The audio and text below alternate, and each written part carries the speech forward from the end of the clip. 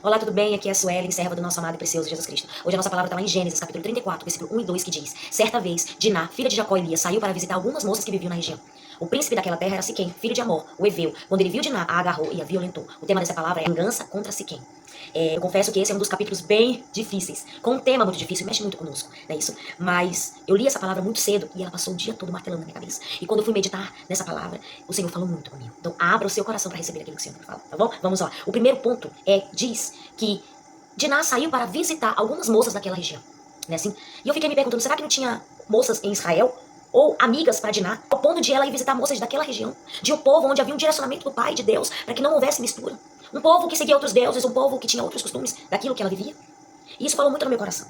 E nos mostra também que diante dessa escolha de Diná, lhes deixou uma marca permanente. Naquele tempo, quando a mulher era violentada, ela era exclusa. É isso? Ela era separada. Talvez Diná não teve uma família. Talvez Diná não teve um casamento ou filhos.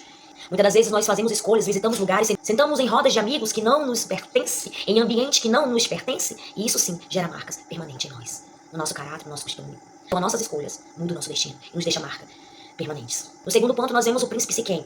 Lembrando também que todas as vezes que nós vamos ler a palavra de Deus com a intenção de verdadeiramente aprender, nós temos que pegar o nosso achismo e colocar no bolso, lançar fora, para que verdadeiramente nós absorvemos aquilo que o Senhor tem para nos ensinar. E falar do príncipe Siquém é muito difícil para mim como mulher, diante daquilo que ele fez continuar, né? Mas no decorrer do capítulo nós vemos que Siquém, ele era o filho mais honrado da casa de seu pai, né? A própria cidade leva o seu nome. Então ele era um homem de caráter, ele era um homem bem visto na cidade onde ele morava.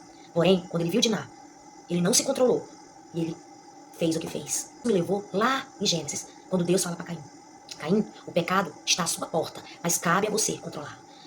Sabe, amados, existem desejos incontroláveis dentro de nós que nós precisamos e cabe a nós controlar. A ninguém mais. E foi isso que bradou meu coração. Bem, o terceiro ponto. Fala um pouquinho sobre os irmãos de Diná e sobre a vingança deles. Confesso que por muito tempo eu julguei a atitude deles. Eu não achei correto. Mas hoje, eu meditando nessa palavra, o que veio no meu coração foi que os irmãos de Diná não se venderam diante a proposta de Siquém e de seu pai. Sabe por quê? A proposta deles era para que eles se dessem casamento.